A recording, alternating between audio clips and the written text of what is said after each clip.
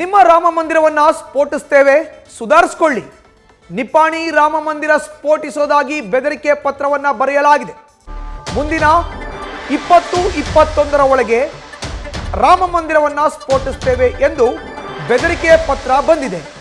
ರಾಮ ಮಂದಿರದಲ್ಲಿ ಪತ್ರ ಬರೆದಿಟ್ಟ ಅನಾಮಧೇಯ ವ್ಯಕ್ತಿಗಳು. ಈ ಘಟನೆ ನಡೆದಿರೋದು ಬೆಳಗಾವಿ ಜಿಲ್ಲೆಯ ನಿಪ್ಪಾಣಿ ಪಟ್ಟಣದ ಶ್ರೀರಾಮ ಮಂದಿರದಲ್ಲಿ.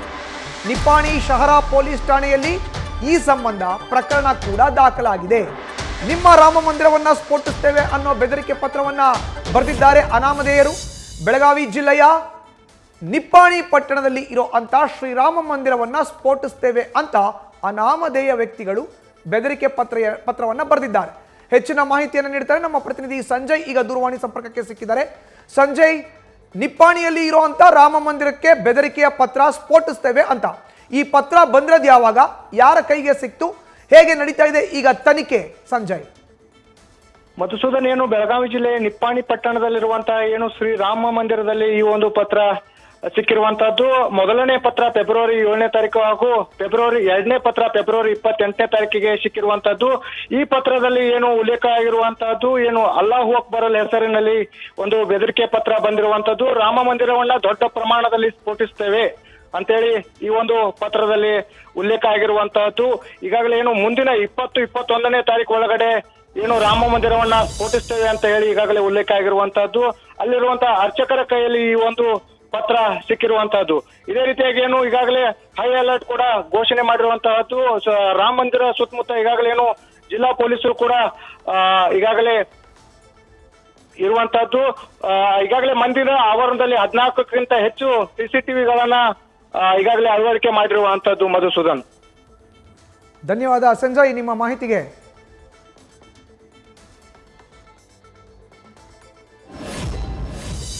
ಇದು ರಾಮ ಮಂದಿರ 110 ಇಯರ್ಸ್ ಓಲ್ಡ್ ಇದೆ. ಮತ್ತು ಇಲ್ಲೇ 4 ಮೂರ್ತಿ ಅದಾವೆ. ಒಳಗಡೆ ಶ್ರೀರಾಮ್, ಶ್ರೀ ಲಕ್ಷ್ಮಣ್ ಮತ್ತು ಶ್ರೀ ಸೀತಾಮಾಯಿ ಅವ್ರದ್ದು ಮೂರ್ತಿ ಅದ. ಮತ್ತು ಹೊರಗಡೆ ಹನುಮಾನ್ ಗುಡಿ ಅದ. ಅದನ್ನು ಸಂಗಮ್ರವ್ರಿ ಮೂರ್ತಿ ಅದ. ಅದು ದಾಸ ಮಾರುತಿ ಅದ. ಮತ್ತು ನಾವು ಹನುಮಾನ್ ಮಂದಿರ ಕಳಸಾರೋಹಣ ಮಾಡಾವಿದ್ದೇವೆ. ಅದು ಪ್ರೋಗ್ರಾಮ್ 20th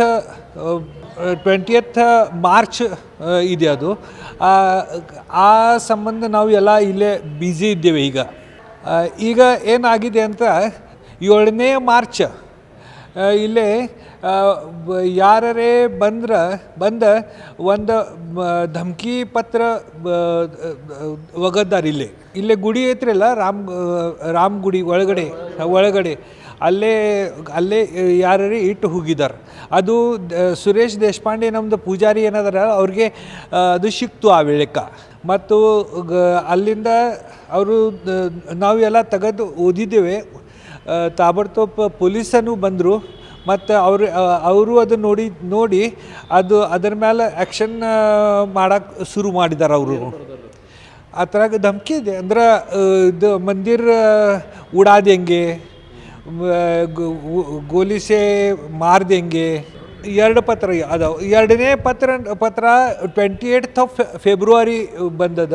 ಅದು ಹೊರಗಡೆ ಹನುಮಾನ್ ಮಂದಿರ ಐತ್ರಲ್ಲ, ಅಲ್ಲೇ ಅದು ಒಗದ್ರು ಆ ವೇಳೆಕ. ನ್ಯೂಸ್ ಫಸ್ಟ್, ನಿರ್ಭೀತಿಯಿಂದ ನಿಮ್ಮ ಪರವಾಗಿ.